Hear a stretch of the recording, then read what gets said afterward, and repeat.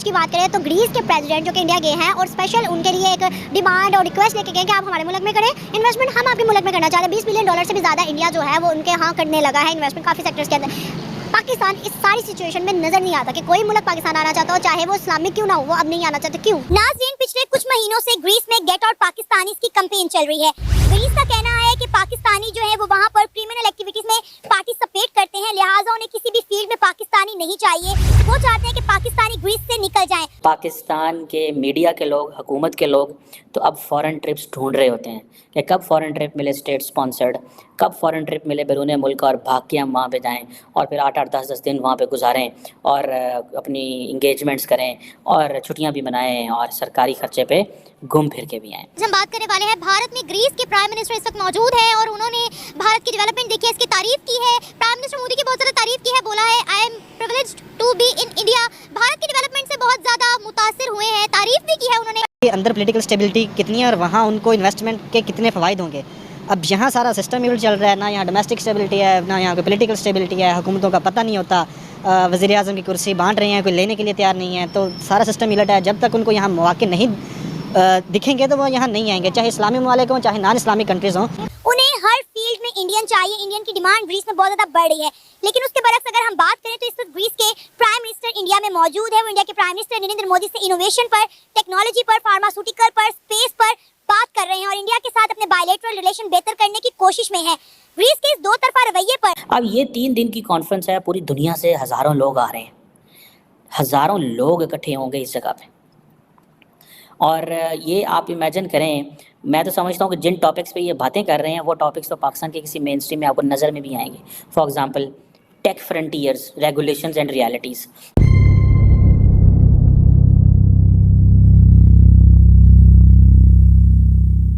अगर इंडिया की बात करें, जिस तरह से 5th लार्जेस्ट इकोनॉमी मोदी ने बनाया, मतलब पहले से डेवलपमेंट चल रही थी बट बहुत आहिस्ता थी और मोदी के आने के बाद ऐसा हुआ कि भाई सिनेरियोज बदल गए, 5th लार्जेस्ट इकोनॉमी बन गया, चांद पे चला गया इंडिया और काफ़ी मामला जो कि इंडिया को उजागर कर दिया दुनिया की नज़र में। मोदी के लिए अगर हम देखें तो हर एक पीएम जो है सॉफ्ट कॉर्नर रख रहा है अपने दिल के अंदर, चाहे वो मुस्लिम का हो चाहे वो नॉन मुस्लिम का हो। ऐसी क्या पॉलिसीज़ हैं जो कि आपने देखी हैं एक एज अ कंट्री लीडर के लिए? वो अपनी कंट्री के लिए बेहतर है, ये भी हमें तस्लीम करना होगा। वो यानी अब नेहरू के बाद मोदी वो सेकंड प्राइम मिनिस्टर था इंडिया का जिसको अमेरिका में इतना प्रोटोकॉल मिला, यानी सदर लेवल का, जो पिछले साल वो गए थे। ठीक है, इसके अलावा बाकी जो कंट्रीज़ हैं, यूरोपीय यूनियन है, वो भी उनके साथ ताल्लुकात बेहतर करना शुरू कर रहे हैं। उसकी वजह यह है कि उनको एक वहाँ जो कि इंडिया इज़ द यानी अब दुनिया में सबसे बड़ी मार्केट इंडिया में है, अब आबादी के लिहाज से भी और जो उनकी टेरिटरी है वो वहाँ आते हैं इन्वेस्टमेंट करने के लिए।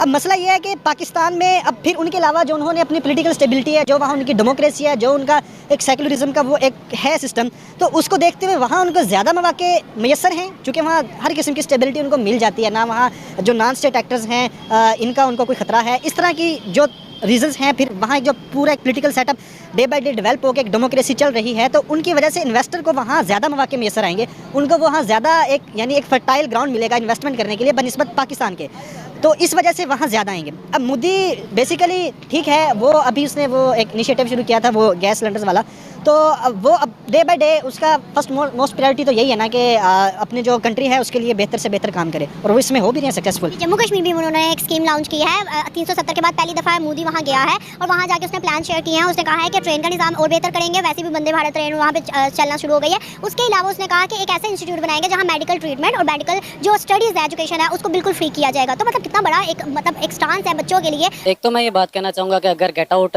पाकिस्तानी की बात चल रही है तो उसमें देर में कुछ ना कुछ तो सच्चाई होगी उसमें, कि पाकिस्तानी ने कोई ना कोई गलती तो वहाँ पे की होगी, या उनके क्योंकि हमारा कल्चर डिफरेंट है यूरोप से, तो हम लोग कल्चरल डिफरेंसेस की वजह से भी ये एक पोजीशन हो सकती है। दूसरा, कोई ग्रीस की इकोनॉमी की इतनी स्ट्रांग नहीं है जिसकी वजह से हमें कोई इतनी टेंशन लेने की ज़रूरत भी है। ग्रीस खुद एक तबाहशुदा इकोनॉमी है। वो हुआ करता था ग्रीस के ज़माने में जब एथेंस में पूरी दुनिया से लोग जाते थे। इस वक्त तो लोग जो जाते हैं वो लोग ज़्यादा पाकिस्तानी ज़्यादातर अनपढ़ लोग जाते हैं, क्योंकि वो गेटवे ऑफ यूरोप है। सिर्फ इसी वजह से वहाँ पे कोई ज़्यादा पढ़े लिखे पाकिस्तानी इसके जाने का रुझान भी नहीं है। अगर आप मुझे कहते हैं जर्मनी या फ्रांस में चल रही है तो फिर मैं वरीड होता, लेकिन अगर ग्रीस में चल रही है तो इतना इशू नहीं है। लेकिन आप ये देखें, बेशक आप इसलिए वरीड नहीं है कि आपको लगता है कि वहाँ पे अनएजुकेटेड पाकिस्तानी जाते हैं, लेकिन वो पाकिस्तानी तो है ना। पाकिस्तान का नाम तो इंटरनेशनली जो है वो खराब हो रहा है ना। पाकिस्तान की रिस्पेक्ट और डिग्निटी पे तो बात आ रही है, चाहे वो अनएजुकेटेड हो या एजुकेटेड हो, लेकिन वो पाकिस्तानी तो है। जी बिल्कुल, आप पाकिस्तानी तो हैं, लेकिन कोई भी माशरा दुनिया में ऐसा नहीं है जहाँ पे सभी अच्छे लोग हैं या सभी बुरे लोग हैं। अच्छे बुरे लोग सब हर जगह पे मौजूद होते हैं। अगर आप सिर्फ चंद पाकिस्तानियों का नाम लेके पूरे पाकिस्तान को बदनाम करने की कोशिश करेंगे तो ऐसा बिल्कुल भी नहीं है। हम वो कौम है जिन्होंने डॉक्टर अब्दुल सलाम दिया, डॉक्टर अब्दुल कदीर दिए, हमारे भी साइंस में बहुत कंट्रीब्यूशंस हैं। अगर दूसरे एंड पे अगर आप इंडिया की बात करती हैं तो वहाँ पे जाके वो स्पेस टेक्नोलॉजी में बात कर रहे हैं या फार्मास्यूटिकल में बात कर रहे हैं, तो मुझे लगता है कि उनको अपनी हालत पे खुद सोचना चाहिए कि वो यूरोप से उठ के इंडिया आके उन्हें टेक्नोलॉजी लेनी पड़ रही है। तो अब ये सोच रहे हैं कि फिर हमारा हमसाया मुल्क भारत कहाँ से कहाँ पहुँच गया है कि यूरोप से उठ के वो इंडिया की टेक्नोलॉजी में आकर बात कर रहे हैं, फार्मास्यूटिकल पे बात कर रहे हैं, स्पेस पे इनोवेशन पे बात कर रहे हैं, वो कनेक्टिविटी बढ़ाने की कोशिश कर रहे हैं। तो इसका मतलब है कि उन्हें अकल आ गई है, उन्हें समझ आ गई है कि इंडिया के साथ अगर हम इस तरह के अपने टर्म्स बेहतर करेंगे तो हमारा मुल्क भी डेवलप होगा। जैसा कि आपने कहा कि वो इतनी डेवलप कंट्री भी नहीं है, उसकी जो मौशी हालात है वो इतनी ज़्यादा बेहतर भी नहीं है, लेकिन अब ये सोचें कि उन्हें पता चल गया कि हमने अपने हालात कैसे बेहतर करने हैं। क्योंकि इस वक्त अगर हम देखें तो ओवरऑल तमाम ममालिक का रुझान आपको पता है इंडिया की तरफ बढ़ रहा है। हर मुल्क इंडिया के साथ ट्रेड कर रहे हैं। इंडिया के प्राइम मिनिस्टर नरेंद्र मोदी की अगर हम बात करें तो उन्होंने 10 साल दौरे हुकूमत में जो है मेरा ख्याल है बहुत सारी कंट्रियों के दौरे किए हैं। वो हमेशा किसी ना किसी मुल्क के दौरे पर रहते हैं अपने मुल्क के ताल्लुकात दूसरे मुल्क के साथ बेहतर करने के लिए। तो मेरा ख्याल है ग्रीस भी शायद चाह रहा है कि वो भी थोड़ा डेवलप हो जाए। जी बिल्कुल, आपकी एक बात सही है कि इंडिया की तरफ दुनिया का रुझान जा रहा है, इस वजह से कि चाइना के बाद, बल्कि अब चाइना को भी क्रॉस कर दिया उनकी आबादी ने। दुनिया की सबसे बड़ी आबादी होगी, वो बहुत बड़ी मार्केट है, वहाँ पे लोग बहुत ज़्यादा हैं। तो सारी दुनिया चाहेगी जहाँ पे लोग ज़्यादा हैं वहाँ पे उनके प्रोडक्ट सेल होंगे, इस वजह से वो उस तरफ जाना चाह रहे हैं। अगर आप बात करें तो इंडिया की आबादी पाकिस्तान से ज़्यादा बदतर माशी हालात वहाँ पे हैं। वहाँ पे हमारी आबादी से ज़्यादा लोग गुर्बत में हैं, वो मसला नहीं है। लेकिन आपको किसने कहा है? मुझे ये बात ना हमेशा अपने हर इंटरव्यू में तकरीबन हर दूसरे पाकिस्तानी से सुनने को मिलती है। आपको पता है, आप बात करें गुर्बत की, तो आपको बता दूं हमने हमेशा इंडिया को गुर्बत पे और वॉशरूम्स पे जो है टारगेट किया है। लेकिन आपके ही एक्स प्राइम मिनिस्टर जो है इमरान खान साहब पाकिस्तान के, उन्होंने बोला है कि इंडिया गुर्बत में और यहाँ तक कि टॉयलेट में पाकिस्तान को पीछे छोड़ के आगे निकल गया है। अब इंडिया में पाकिस्तान से ज़्यादा टॉयलेट हैं। नमस्कार दोस्तों, ग्रीस के प्रधानमंत्री क्यारिकोस मित्सोटाकिस 21 और 22 फरवरी तक भारत की राजकीय यात्रा पर हैं। दिल्ली में आज प्रधानमंत्री नरेंद्र मोदी और ग्रीस के पीएम के बीच प्रतिनिधिमंडल स्तर की वार्ता हुई। पीएम मोदी ने क्यारिकोस मित्सोटाकिस और उनके प्रतिनिधिमंडल का स्वागत किया। प्रधानमंत्री नरेंद्र मोदी के साथ संयुक्त प्रेस वार्ता में क्यारिकोस मित्सोटाकिस ने कहा, मैं अपनी आधिकारिक दौरे पर पहली बार भारत आया हूं।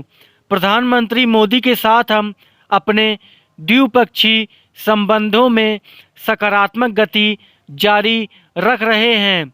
कुछ महीने पहले एथेंस में हमने जिस संयुक्त घोषणा पर सिग्नेचर किए थे उसे अभ्यास में लाया जा रहा है। जैसे कि पीएम मोदी ने कहा, हम सभी क्षेत्रों में जैसे सुरक्षा, रक्षा, निवेश, व्यापार, विज्ञान, इंजीनियरिंग, एजुकेशन, कृषि और टूरिज्म की दिशा में तेज़ी से प्रगति कर रहे हैं। उन्होंने आगे कहा, हम 2028-29 के लिए संयुक्त राष्ट्र सुरक्षा परिषद में भारत की उम्मीदवारी का समर्थन करते हैं। भारत और ग्रीस कई पहलू से एक दूसरे से काफ़ी करीब हैं। हमारे विचार उस पुल की तरह काम कर रहे हैं जो हमें करीब लाता है। दुनिया का सबसे पुराना लोकतंत्र और सबसे बड़ा लोकतंत्र एक दूसरे के साथ सहयोग और साझेदारी स्थापित कर रहा है।